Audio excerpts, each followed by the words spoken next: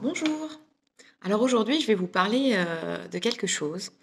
On va parler des pensées obsessionnelles négatives. Forcément, c'est les négatives qui nous posent souci. S'il y a des positives, ça a pas d'impact. Donc, il faut savoir que, par exemple, imaginons, là, on peut faire un test, je ne sais pas si vous pouvez le faire, mais, vous pouvez faire un test où je vous dis: «On va f pendant 1 minute, je vais vous demander de pas du tout penser à un ours blanc». Alors, vous pouvez mettre en pause la vidéo, ceux qui veulent essayer. Et puis, voilà, quand vous reprenez la vidéo, vous allez me dire ce qui s'est passé. Il y a de fortes chances pour que ça ait été difficile et que vous luttiez de toute votre force pour pas penser, pour pas voir un ours blanc qui arrive. Et les pensées obsessionnelles, c'est un petit peu pareil. Voilà, je vous compare ça à ça parce que plus en fait on se dit je ne dois pas penser à ma peur, je ne dois pas penser au fait que je me sens nulle, plus ça arrive en trombe. Donc notre cerveau, il fonctionne comme ça. Il est quand même en conflit avec, certaines pensées négatives et il a tendance à lutter, lutter, lutter. Donc, qu'est-ce qu'on fait dans ces moments-là et qu'est-ce que je conseille? Eh bien, en fait, ça peut paraître contre-productif, mais je conseille de les accepter, ces pensées. De les accepter pour plus que vous luttiez contre, parce qu'il y a de fortes chances que ça se diminue après et je le vois, vraiment, chaque jour dans le cabinet.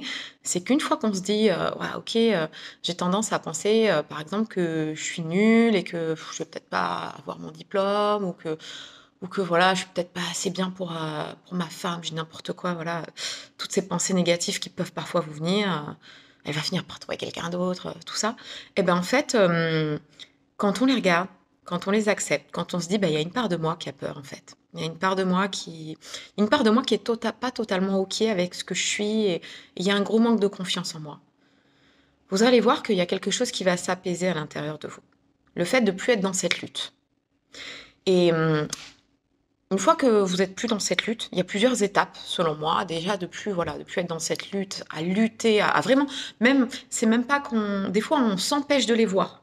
Mais en fait inconsciemment elles sont là, puis alors elles sont là, puis bien présentes, hein. Donc quand elles arrivent consciemment généralement, c'est déjà, quelque chose de très angoissant.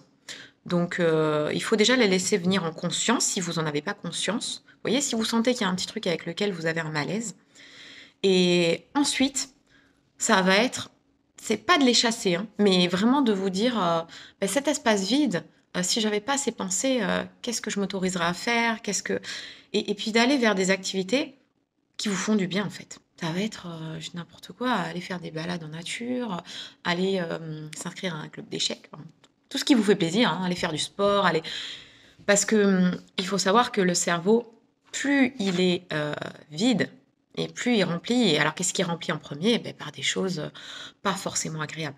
Donc ça, c'est la deuxième étape où on essaye de voilà, d'inclure, des sensations positives, où on laisse moins de place finalement, aussi à ces pensées. Elles sont là. Après, elles restent là. On sait qu'on a ça, on peut travailler dessus, mais ça devient acceptable. Ça devient plus, comme une petite fragilité qui est là et puis qui peut évoluer aussi. Donc voilà pour les pensées obsessionnelles, négatives. Il faut savoir que ça peut avoir un impact quand même, à long terme. On peut tomber, dans des crises d'angoisse, la dépression, donc faut pas minimiser ces pensées obsessionnelles négatives. On en a tous, ça c'est certain, mais maintenant, on le gère pas tous de la même manière et si ça devient trop, comment dire? Gênant, si vous êtes vraiment en malaise avec ça et que vous commencez à devoir lutter, lutter, lutter pour, pas penser ça tout le temps, n'hésitez pas, voilà, à rencontrer un thérapeute. Je vous souhaite une excellente journée.